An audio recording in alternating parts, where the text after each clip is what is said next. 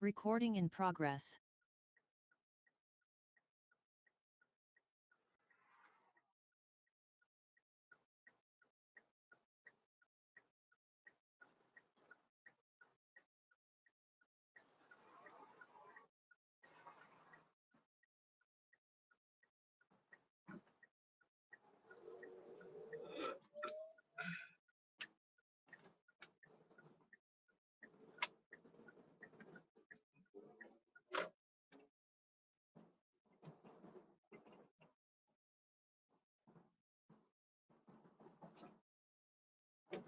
Can everyone hear me?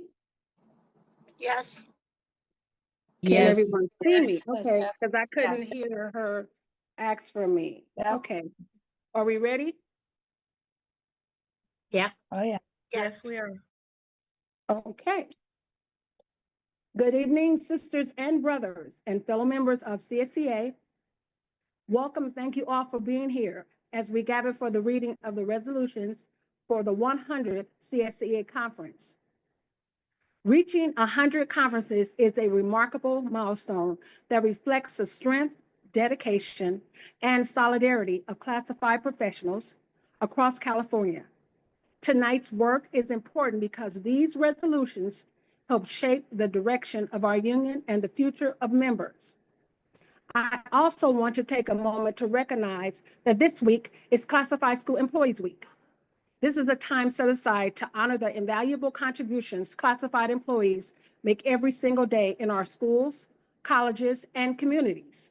Whether working in transportation, food service, maintenance, clerical, paraeducator services, technology, custodial work, health services, or countless other roles, classified professionals are the backbone of public education. This year's theme, Students Thrive Where Classified Work, speaks the truth about what we do. Every day, classified employees create safe, supportive, and successful learning environments for students. Our work matters and our presence makes a difference. While there may be times when management does not fully recognize the value and dedication of classified employees, it is important that we recognize one another and remain proud of the work we do. Our commitment to students, staff, and communities continues to shine through every challenge we face. So tonight, as we come together in union solidarity, let us celebrate our shared purpose, honor the work of classified professionals everywhere, and continue building a stronger CSCA for the next 100 years. Thank you all again for being here, and let's begin.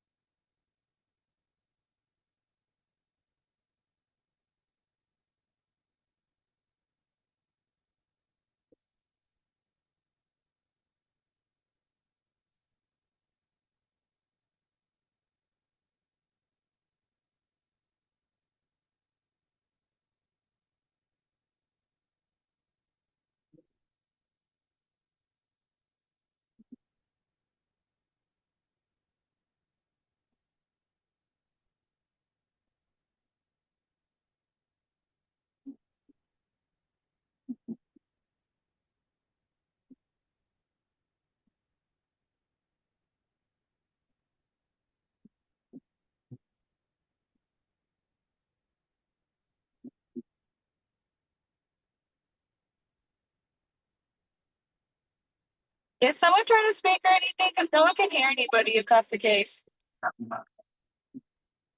I can hear.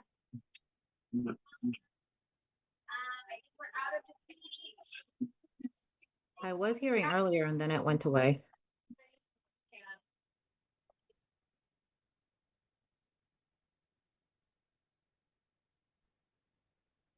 You might need to share the sound through your computer.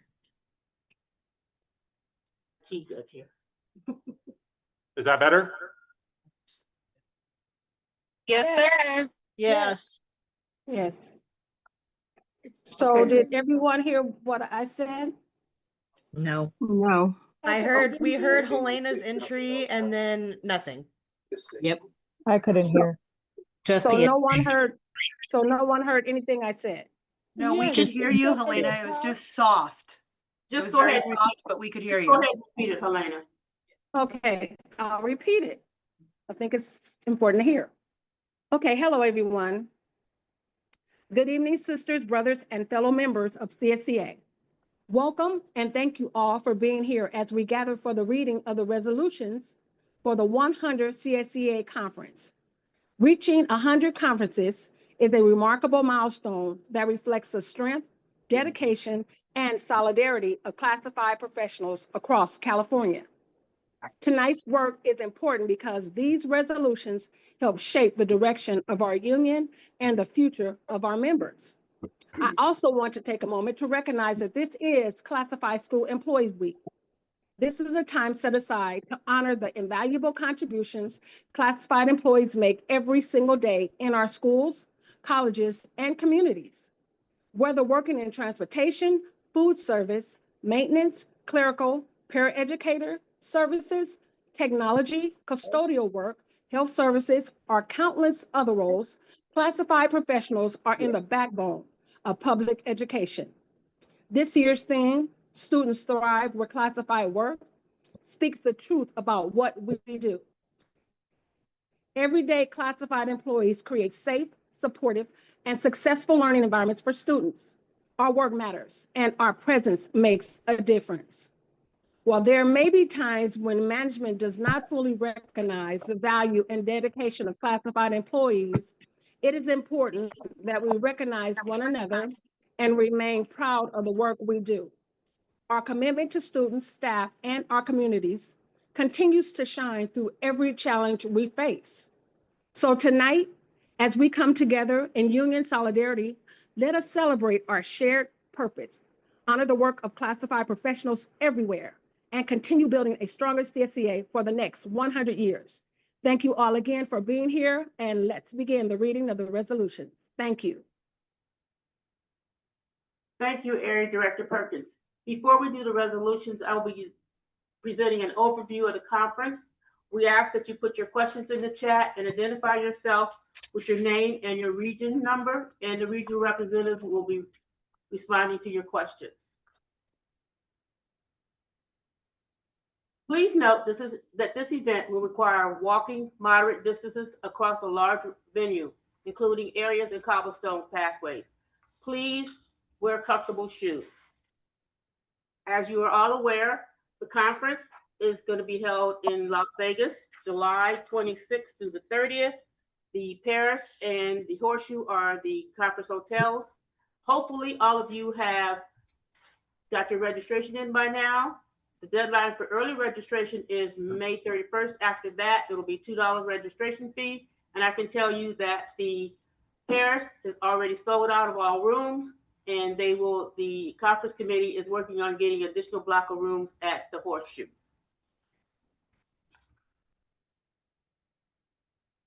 Tips for the Paris and Horseshoe: hotel check-in begins at 4 o'clock. If you do early check-in, they'll probably charge you the $50 fee. So make sure that if you don't want to pay $50, you don't try to check in before 4 o'clock.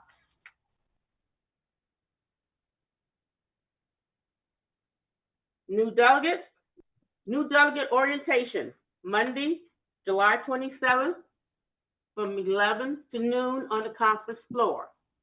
So if you're a new delegate, you are required to attend this meeting. The March of the new delegates will be Monday. So please pick up your new delegate ribbon at the DRC Center to wear on your badge. If there's someone you want to honor for their service for their years of service in the armed services, please send your photos to csea.com memorial, and they will provide it at the conference. Once you submit them, they probably will not be returned. But if you want to do that, that's a great way to honor those that have served for us. Preparing for conference, chances to win. In preparation for the conference, please keep an eye out for a notification from CVent with your delegate checklist. Complete the checklist before the deadline for a chance to win prizes. And they have some of the things you have to do is watch the parliamentarian video, review the resolutions workshop, workbook, and review the budget booklet. Be on time cash grabs. Have your badge scanned by a buttercup upon entry to each conference session for a chance to win. $100 drawings will take place throughout the week. Stay until the end of the conference for a chance to win one of 6 $1,000 prizes.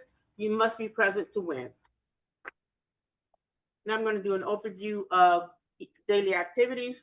On Sunday, registration will be from 1 to 6, and there is a welcome annual conference, little sign in, that check in and sign in, and the exhibitor fair will be open. From 6 to 9 will be the welcome party. We'll begin Monday morning, registration again. Check in, pick up your badge, and new delegate orientation will be from 11 to noon. 1 o'clock will be the opening ceremony. At 2:30, from 2:30 to 5 will be the first business session. We'll have a break from 5 to 7 for dinner and come back at 7 o'clock for our first business meeting. Continue our first business meeting. Guess I need some water, excuse me.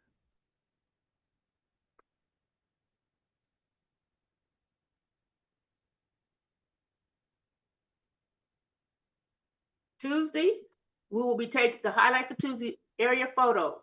We have a new Area D shirt this year. You should have received the link to order that shirt. That is the shirt that you will take for the area photos that will be held on Tuesday.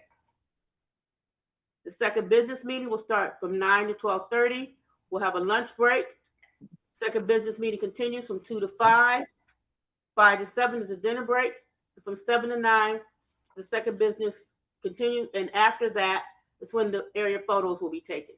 So remember, on Tuesday is when you wear your Area D shirts for the area photos. Wednesday is shirt day. You will be receiving a shirt with your registration, and that's the shirt that you wear on Wednesday. Business meetings from 9 to 12:30, and that's when we will take action on the budget. Look out for CVent and get the budget and review the budget. And when Stephen talks, he'll tell you the deadline that you have to have if you will have questions for the budget, the deadline that you need to have those in. From 12:30 to 2, we'll have a lunch break. Ed days. We only have Ed days one day, and it's going to be Wednesday from 2 to 4. At 7 o'clock that night, we'll have our gala dinner dance. They don't have a theme, but it's got like a dress up. Doesn't have to be formal, but it is a dress up affair, and that's Wednesday night from 7 to 11.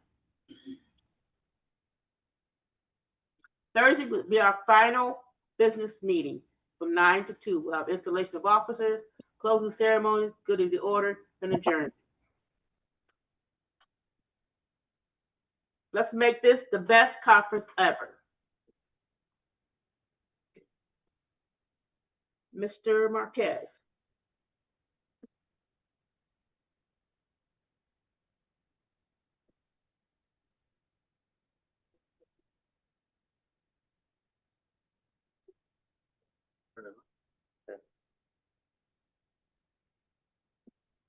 Hello? Okay. Hello, everybody. This small section that I'm going to be discussing is on first is page 2, the special rules of order, which will be submitted and adopted at the first business meeting of conference, which, as our Janet mentioned, will be the Monday. Proposed rules are listed on pages 6 through 10 of the book. Sections to keep an eye out on and to read more on would be overview of procedures of the 2026 conference resolutions, or page 6. Rule number 2 for motions, and rule number 3 for debate. Rule 4, ending debates, previous questions. And lastly, as mentioned for the budget, for rule number 7 budget. Any questions intended to respond for during the budget session must be submitted in advance, no later than July 27th, 2026 at 4 p.m. And questions can be submitted at conference@csca.com. Delegates submitting the question must first identify themselves and accurate with rule 1.4.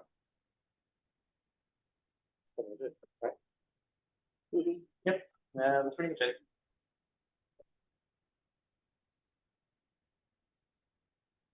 Now we'll begin the reading of the resolutions. The different RRs have agreed to read the resolution, so I didn't have to do it in advance as who's gonna start, so RRs, here we go. Let's not all jump at one time, guys. I'll go ahead and read resolutions having fiscal impact. Can everybody hear me? Yes. Yes, we can hear you, Mia. Excellent. All right, so resolution number 5 is resolutions that have a fiscal impact. This one is specific to funding Central Labor Council memberships. Whereas California School Employees Association, CSEA, is a member-run organization, and whereas the association's annual budget is funded through membership dues, and whereas membership dues were previously increased to safeguard the association against potential revenue loss following the Janus v. AFSCME 2018 decision, which did not materialize to the projected extent, and whereas the association experienced significant cost savings during the COVID-19 pandemic due to reduced travel, conferencing, and operational expenditures. And whereas the budget report presented at the 2025, it's like, I'm reading it off of you. I'm sorry. Let me get to the budget report presented at the 2025 annual conference confirms CSEA currently maintains approximately 42 months of operating reserves, well above the recommended threshold. And whereas the association encourages chapters to affiliate with the Regional Central Labor Council, CLC, in order to strengthen labor solidarity, increase political influence, and expand opportunities for coalition building at the local level. And whereas the cost of affiliation with Central Labor Council can create a financial barrier for chapters, particularly small or resource-restricted chapters, thereby limiting participation and undermining the association's collective strength. Be it therefore resolved that CSEA shall subsidize a portion of the cost for affiliation for chapters that choose to affiliate with the Regional Central Labor Council, and be it further resolved that the association develop clear guidelines for eligibility, reimbursement levels, and implementation to ensure equitable access for all chapters. I didn't know if I was going to read the entire thing because we usually skip straight through committee analysis and recommendations. So That is correct. Do be it if further somebody- resolved and do the committee analysis recommendation. am I can going read to the continue committee then? analysis resolutions if you want. Okay, thank you. Do you want to change the slide or? Yeah, sorry. Keep going. There you go. There you go. Okay, so resolution number 5 proposes that the association provide financial assistance to chapters for affiliation with their local Central Labor Councils, CLCs. Central Labor Councils bring together labor organizations within a geographic region to coordinate political advocacy, support organizing efforts, and mobilize union members on issues affecting working families. CSEA has historically encouraged chapters to consider affiliation where appropriate. As a result, 80 CSEA chapters currently participate in their local CLCs. Budget impact. Per capita dues for CLC affiliation generally range from approximately 50 cents to 70 cents per member per month. Based on the current membership of the association, subsidizing affiliation for all CSEA members could result in costs estimated at approximately $160,000 per month, including months when CSEA and chapters do not collect dues, or roughly 1.9 million annually. Next slide. The committee noted that resolution number 5 does not identify a specific amount or formula for the financial assistance that the association would provide to chapters. Instead, the resolution proposes that the association subsidize affiliation without defining the scope or limits of that obligation. Because Central Labor Council dues are established by each council and may change over time, the association does not control the rates that may be assessed. As a result, the resolution would effectively commit association resources to an open-ended financial obligation without establishing a clear method for determining the amount of assistance to be provided. Without a defined amount, percentage, cap, or formula to determine the level of subsidy, the resolution would require the association to assume a financial responsibility that could change over time and would be determined by external organizations. The committee believes that committing association resources in this manner would create an uncertain and potentially unlimited financial obligation. Next slide, please. The committee also noted that all chapters are located in regions where a central labor council exists, and some chapters may determine that affiliation does not provide sufficient benefit for their local circumstances. Under current practice, chapters that wish to affiliate with a CLC may do so upon approval of their membership and after demonstrating that the chapter has the financial capacity to pay the associated per capita dues. This approach preserves local autonomy and allows chapters to evaluate whether affiliation serves their local interests. The resolution would change this longstanding practice by requiring the association to subsidize affiliation using association-wide resources. Next slide, please. The committee also considered that CSEA already maintains strong political and legislative advocacy programs at the state and local levels through PACE, the Victory Club, and the Government Relations Department. The association actively coordinates candidate endorsements, legislative advocacy, and political mobilization on behalf of classified school employees. In addition, the association maintains established policies that provide direct assistance to chapters engaged in concerted activities or local advocacy efforts.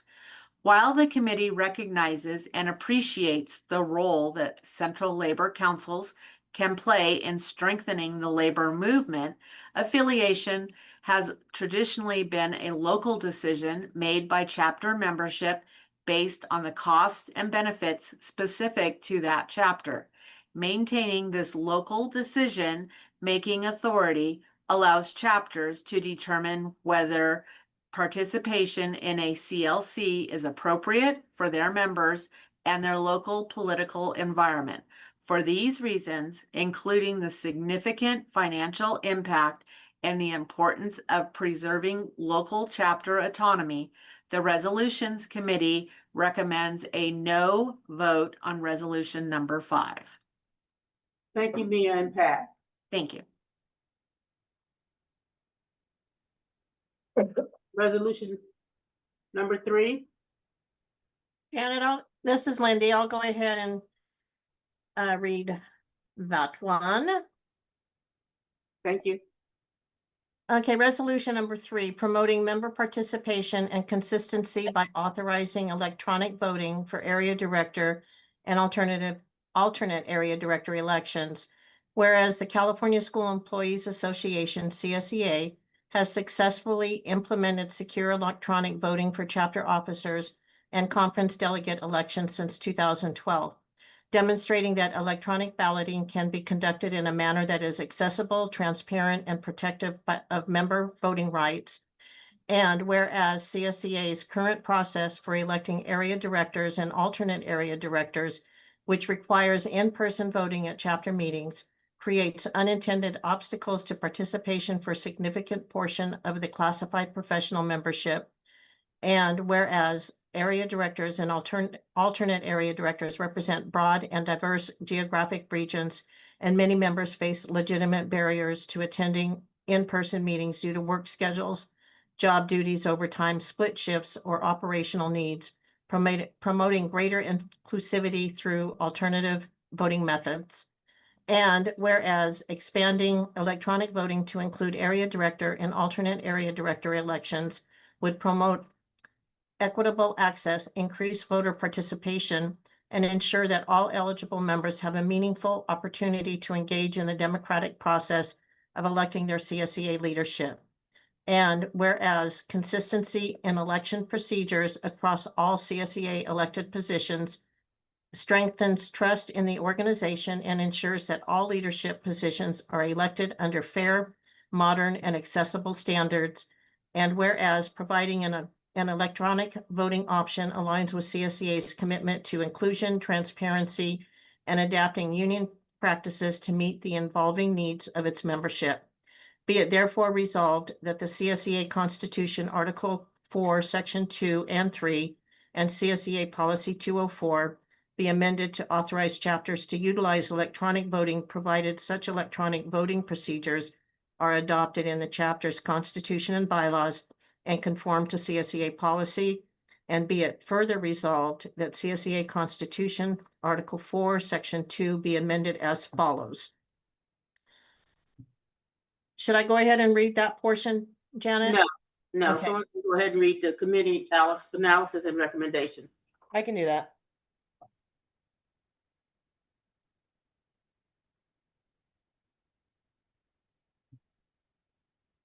There we go.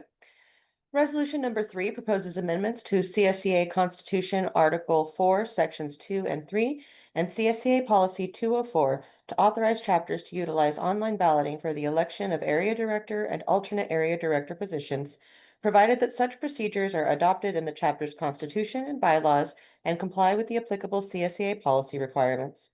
The Resolutions Committee recognizes that the use of electronic processes has become increasingly common and can provide additional opportunities for member participation. Allowing chapters the option to conduct online balloting may improve accessibility for members who live far from the meeting locations, work varied schedules, or face other barriers to attending chapter meetings in person. Expanding the methods by which members may cast their ballots can help ensure that a broader portion of the membership has the opportunity to participate in selecting their area director and alternate area director representatives. The committee also noted that electronic balloting may help reduce barriers that sometimes limit participation in elections conducted exclusively at in-person meetings. Providing members with a defined period of time to cast ballots electronically can allow greater flexibility and may encourage increased participation among members who might otherwise be unable to attend the meeting at which voting occurs. During its review, the committee acknowledged concerns that members who vote electronically may not benefit from the discussion and candidate presentations that often occur during chapter meetings prior to voting. However, the committee noted that informational meetings and candidate communications may still occur prior to voting the period, ensuring that members have the opportunity to become informed before casting their ballots. Importantly, the resolution does not require chapters to adopt electronic voting. Instead, it authorizes chapters to utilize this option if they determine it is appropriate for their membership. Chapters choosing to implement electronic balloting must amend their chapter constitution and bylaws to authorize the procedure and must conduct the election in compliance with applicable CSEA policies governing elections and balloting procedures. By providing chapters with an optional method to increase participation while maintaining existing procedural safeguards, The committee determined that the resolution supports broader member engagement and strengthens the democratic process within the association. For these reasons, the resolution committee recommends a yes vote on resolution number 3. Thank you, Katie and Lindy. Resolution number 4.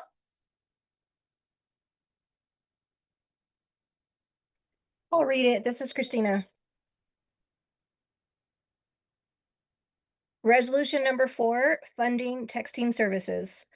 Whereas California School Employees Association is a member-run organization, and whereas the association's annual budget is funded through membership dues, and whereas membership dues were previously increased to safeguard the association against potential revenue loss following the Janus versus AFSCME 2018 decision, which did not materialize to the projected extent, and whereas the association experienced significant cost savings during the COVID-19 pandemic due to reduced travel, conferencing, and operation expenditures, and whereas the budget report presented at the 2025 annual conference confirmed CSEA currently maintains approximately 42 months of operating reserves, well above the recommended threshold, and whereas the association covers the cost for the membership to utilize Ballatier for mandated elections, provides chapters with Zoom accounts for video conferencing, and Action Network accounts for email distribution, and whereas the association recommends that all chapters utilize members' personal non-work information for communication, be it therefore resolved that CSEA provides chapters with access to a standard texting service for all chapters to utilize within 1 year after the close of the 2026 conference.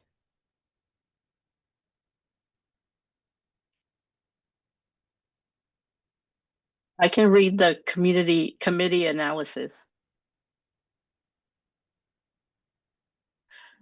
Resolution 4 proposes that the association provide chapters with access to a standardized texting service for chapter communications within 1 year following the close of the 2026 annual conference.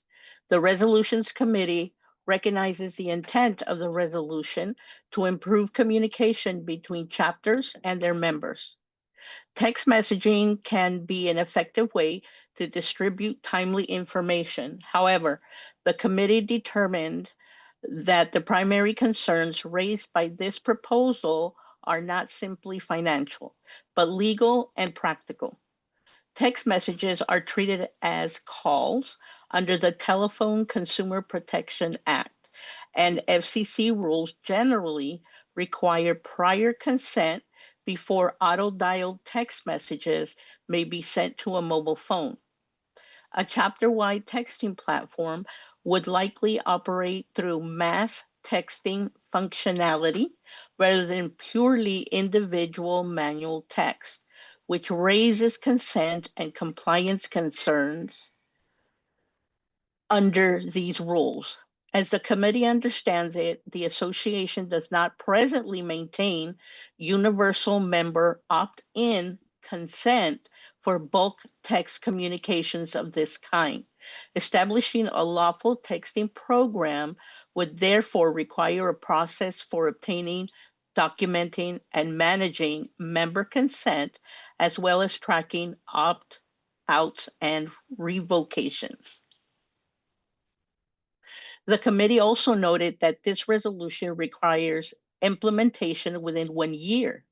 Even if the association determined that such a texting service would be useful, compliance would require more than simply purchasing a platform.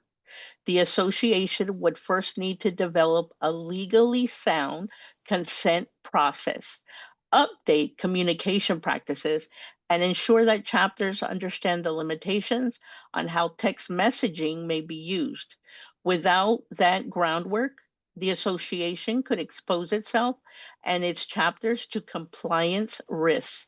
For that reason, the committee concluded that the timeline set forth in the resolution is not realistic.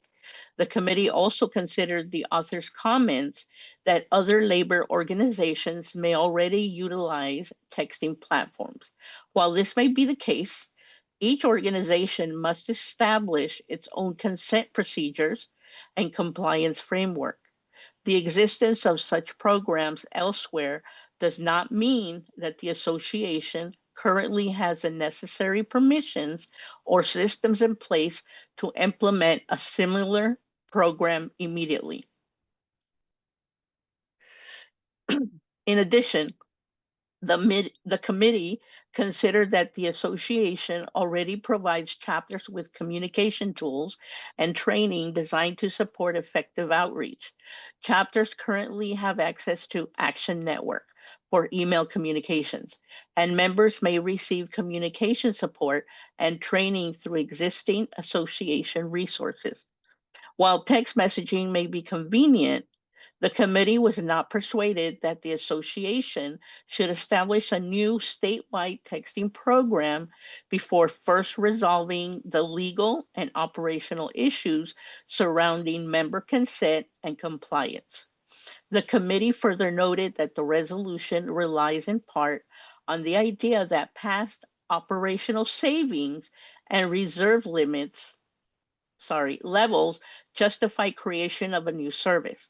The committee does not believe that reserve funds should be used. Okay. Sorry, the committee does not believe that reserve funds should be used as the principal justification for adding a recurring communications program, particularly where the program cannot be implemented responsibly without significant compliance work in advance. For these reasons, the Resolutions Committee concluded that Resolution 4 does not present a legal and operational workable proposal as written, and therefore recommends a no vote on Resolution number 4. Thank you, Christina and Carmen. Resolution number 8. I'll read it again, Janet. Okay. It's Thank you. Mia. Resolution number 8, transition to secure digital voting for delegate actions. Whereas the California School Employees Association, CSEA, has for many years conducted delegate voting on conference resolutions by visual show of green yes cards and red no cards, and whereas the traditional method, while rooted in CSEA's history of open democratic participation, makes it difficult to accurately record exact vote counts, especially when a 2/3 majority is required. And whereas voting on state officers has already successfully transitioned to a secure digital platform that ensures accuracy, transparency, and efficient tabulation, demonstrating that digital systems can uphold the integrity of the association's elections. And whereas Article 4, Section 1C, Election Procedures of the CSEA Constitution and Bylaws, directs that officer elections shall be conducted by secret ballot in a manner specified by the Board of Directors, thereby granting the board explicit authority to implement secure electronic voting systems, authority which has already been exercised for state officer elections. And whereas Article 6, Section 9, Electronic Meetings, authorizes the Board of Directors and CSEA bodies to conduct meetings and votings electronically when properly approved, providing constitutional grounding for the expansion of secure electronic voting for all delegate actions. And whereas extending this digital voting system to include all delegate actions, including resolutions and constitutional amendments, would allow CSEA to precisely document vote counts, confirm 2/3 majority thresholds, and reduce the amount of time spent on repetitive visual vote counts during conference sessions. And whereas digital voting will provide verifiable records of member participation while maintaining confidentiality, accessibility, and fairness in the decision-making process. And whereas this transition would also streamline conference proceedings, minimize procedural confusion, and align CSEA's voting process with modern best practices already adopted by many large member-based organizations. Be it therefore resolved that the California School Employees Association shall direct the association board of directors to expand the existing digital voting system used for state officer elections to include all delegate voting consistent with Article 4, Section 1C and Article 6, Section 9, including but not limited to conference resolutions and constitutional amendments, beginning no later than the 101st annual conference. And be it further resolved that the board of directors shall ensure the system records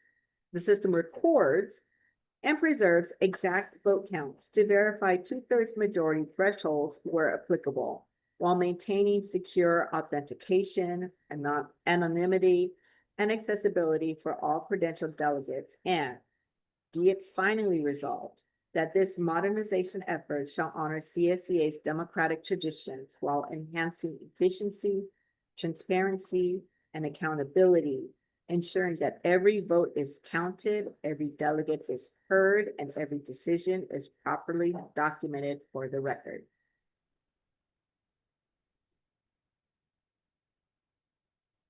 Committee analysis.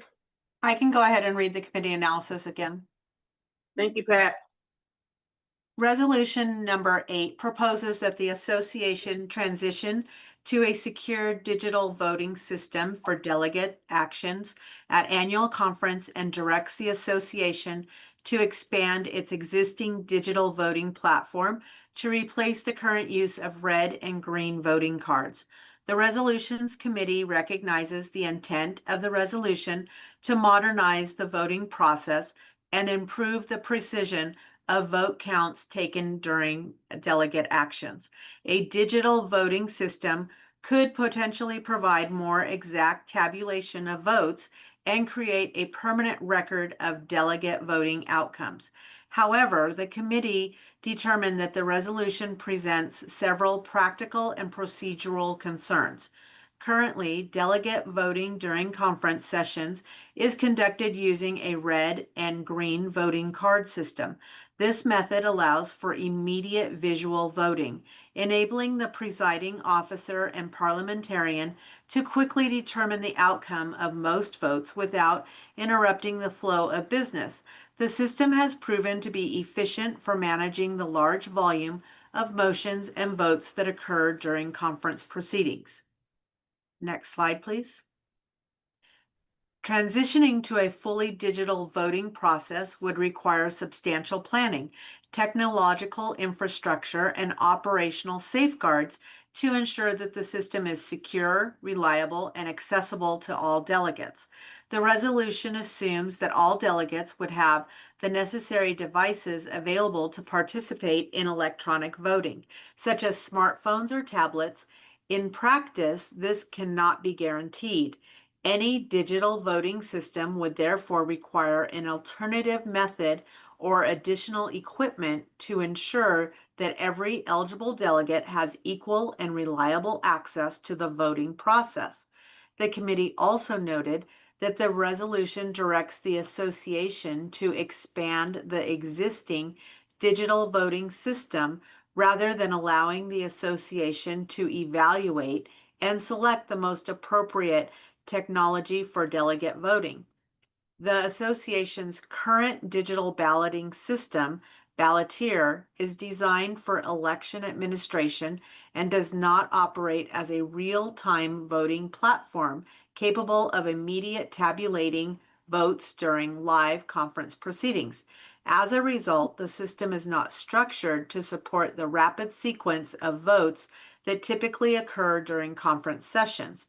Requiring the expansion of the current system would therefore limit the association's flexibility to explore more appropriate technologies that may better support real-time voting in a large deliberative assembly. Next slide, please. Implementing a digital voting system for conference proceedings would also require careful consideration of operational factors such as system reliability, backup procedures in the event of Wi-Fi or other technological failure, verification of delegate eligibility, verification of delegate location on the conference floor, and the logistical demands of administering votes during active sessions. These considerations would require thorough study and planning prior to implementation. Under established procedure, delegates retain the right to call for a roll call vote when the outcome of a vote requires precise tabulation. This procedure already provides a mechanism for obtaining an exact vote count when needed. In most cases, however, conference business requires rapid handling of motions and amendments, and the current red and green voting card system allows the presiding officer to determine the result quickly through a visual vote without interrupting the flow of debate. Relying on a system that is not designed for instantaneous tabulation during live proceedings could slow the pace of conference business and disrupt the efficient handling of resolutions, amendments, and votes. Next slide. The committee believes that digital voting is a concept worth exploring. However, the resolution as written does not provide sufficient flexibility or time for the association to fully evaluate the technological, operational, and financial implications of such a transition. For these reasons, the Resolutions Committee recommends a no vote on resolution number 8. Thank you, Pat. Mhm. Resolution number 2. Janet, I can go ahead and read resolution number 2. This is Lindy. Resolution number 2, comprehensive cybersecurity plans for California TK through 12 schools and community colleges in parity with school safety plans.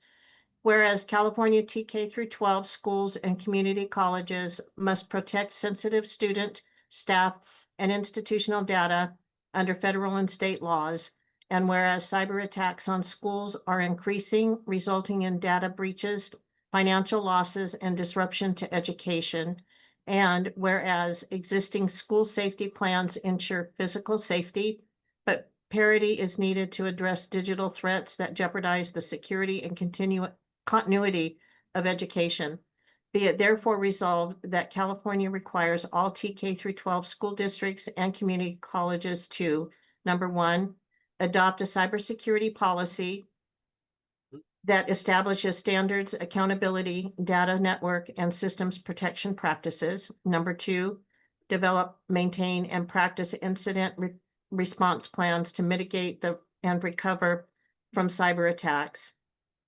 Number 3, provide annual staff training on cybersecurity awareness, data protection, and phishing prevention. Be it therefore resolved that these cybersecurity plans, number 1, achieve parity with school safety plans by aligning with their structure and importance.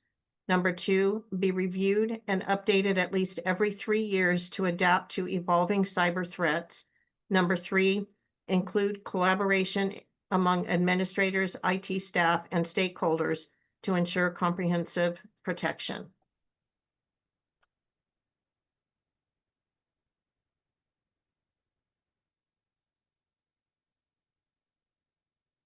Committee analysis and recommendations. I can read that. Thank you. 1, description. This resolution requests that the California School Employees Association, AFL-CIO, sponsor legislation to require all TK through 12 schools and community colleges to adopt policies, plans, and training related to cybersecurity. These plans should be reviewed and updated every 3 years to keep pace with the rapid advances in technology. 2, background. Cybersecurity attacks against TK through 12 schools increased during the COVID-19 pandemic as schools migrated to remote learning. In the years following, dependence on technology in schools has increased. As a result, cybersecurity attacks have risen precipitously and will continue to do so unless schools take preventative action. There are many steps schools can take to prevent cybersecurity attacks. Require annual training for all staff on cybersecurity threats and good cyber hygiene practices. For example, how to recognize phishing scams and create strong passwords. include collaboration between IT, administration, and stakeholders to ensure thorough protection, implement robust login procedures, including multi-factor authentication, install antivirus software and firewalls, have clear measures in place for employees to recognize and report phishing, implement common sense security measures with each new technology introduced on campus, keep software backed up and up to date, create and regularly practice a cyber incident response plan, including audits, reports to state agencies, and immediate responses to potential threats. Per the U.S. Government Accountability Office, a cybersecurity attack can result in anywhere from 3 days to 3 weeks of learning lost, and recovery can take 2 to 9 months. The associated cost for things like computer hardware and replacement and enhanced cybersecurity measures can range from $50,000 to $1 million. Implementing new cybersecurity plans would require professional development for IT professionals, school resource officers, and other safety personnel, office staff, teachers, paraeducators, and administrative staff. 3. Committee reviews and recommendation.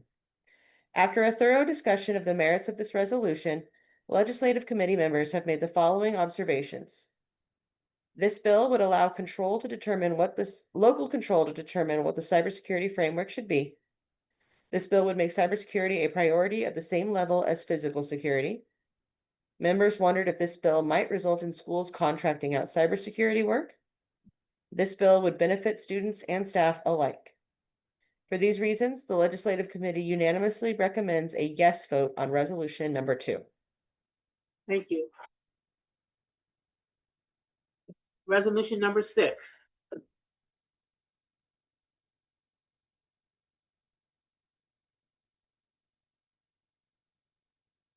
I'll read it. This is Christina. Okay. Resolution number 6, transference of bargaining unit work to artificial intelligence. Whereas artificial intelligence, AI technologies, are advancing at an unprecedented pace and increasingly capable of performing tasks traditionally carried out by classified school employees. And whereas the rapid development and deployment of AI systems raise significant concerns that such technologies may automate, replace, or otherwise erode the duties, hours, and job security of classified employees. And whereas unions across the United States, including those representing writers, actors, educators, and public sector workers, have already acted to protect workers by securing contract language that safeguards human work, requires transparency in employer use of AI, and preserves bargaining rights over automation. And whereas existing legal frameworks do not provide sufficient or explicit protections to prevent the transfer, outsourcing, or reassignment of bargaining unit work to AI-driven systems for classified school employees. And whereas AI systems are capable of learning from data, adapting to new environments, and performing context-dependent decision-making that resembles functions currently performed by human workers. And whereas human beings have always shared these same abilities and well-established legal standards already protect bargaining unit work from being transferred to non-unit personnel. And whereas these long-standing protections allow the exclusive representation to negotiate over any proposed transfer of unit work to individuals outside the bargaining unit, ensuring transparency, accountability, and labor stability. And whereas the unprecedented nature of AI and machine learning systems presents challenges that cannot be fully addressed through local bargaining under current statutory frameworks, be it therefore resolved that the association take appropriate action to pursue legislation affirming and extending the exclusive representative's right to negotiate the transference, reassignment, or assignment of bargaining unit work to artificial intelligence, machine learning systems, automated technologies, or similar tools. Committee analysis.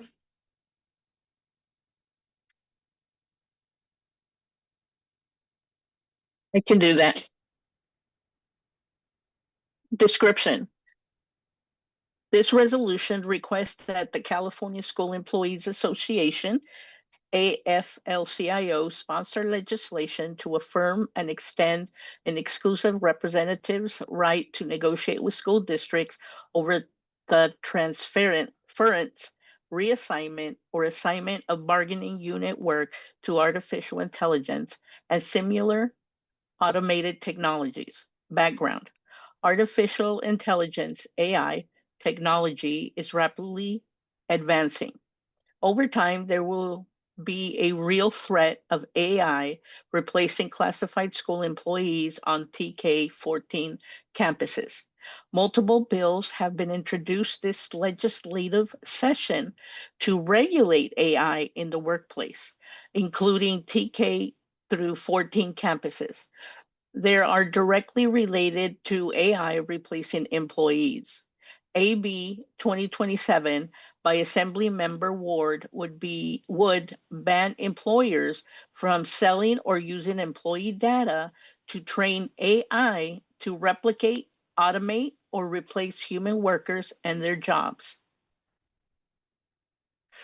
Committee review and recommendation. The legislative committee members made the following observations.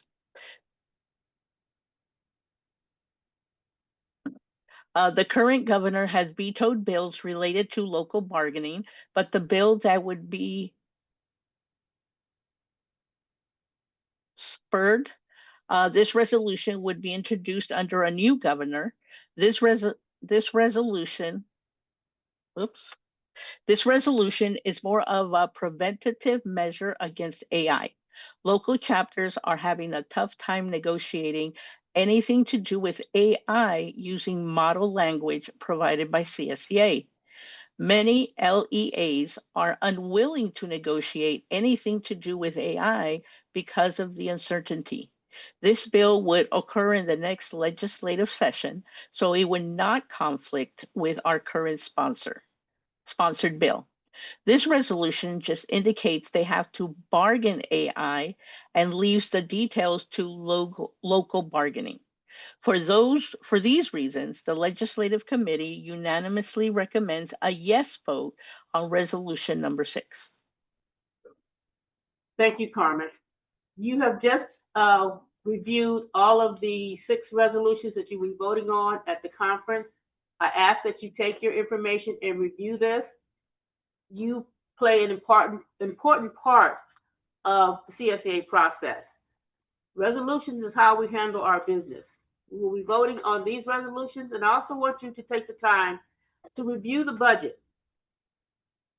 We have a huge budget for this association, but as member voting delegates, you decide how this budget is going to be spent. I want you to review it, take it seriously. If you have questions, submit your questions by June 27th. I'm sorry, June 27th, I think it is. And they will be answered on the floor. I also want to thank all of the RRs from the area. This is the first time that we've had an area resolutions committee, meeting. Normally, all of the RRs do their resolution meeting in the individual regions. This is the first year that we've done it as an area. I want to thank again RR Katie Kane, Region 20, Anna Martina Rogers, RR 27, Lindy Nielsen, RR 45, Mia Reed, RR 46, Aaron Kessler, RR 47, Dalla Villon, RR 61, Christina Lawton, RR 64, Justin Marquez, RR 82, Margaret Flores, RR 83, Carmen Rico, RR 84, Pat Crooks, 85, our committee people, the best area director, Elena Perkins, Mia Reed, alternate area director, Veronica Montana, conference committee, and Stephen Marquez, resolution committee. This concludes our portion of the meeting. As we're going to do video, it will be recorded. There again, if you have questions, please reach out to your RRs. Thank you.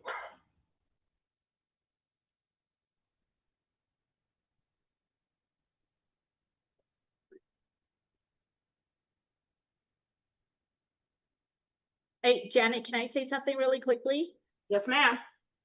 Okay, so delegates, if you have not received the link from your RR regarding for the new Area D t-shirt, please just reach out to them and they will send you the link. there are two links because one shirt is for larger sizes.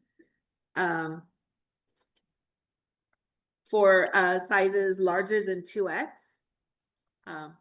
There is a link for sizes larger than 2X, and then there's another link which is for sizes small to 2XL. All right, so just reach out to your regional representative regarding ordering a t-shirt if you would like to. Thank you, Mia. I missed that on my notes. I also want to say, according to our records, we had 92 of our delegates here, so that's over 94. I'm sorry, 94. So that's over half of our delegates that are here tonight. So I think this worked out for us. Again, thank you. Enjoy the rest of your evening. Thank you. Thank you. Good night. Night. Thank you.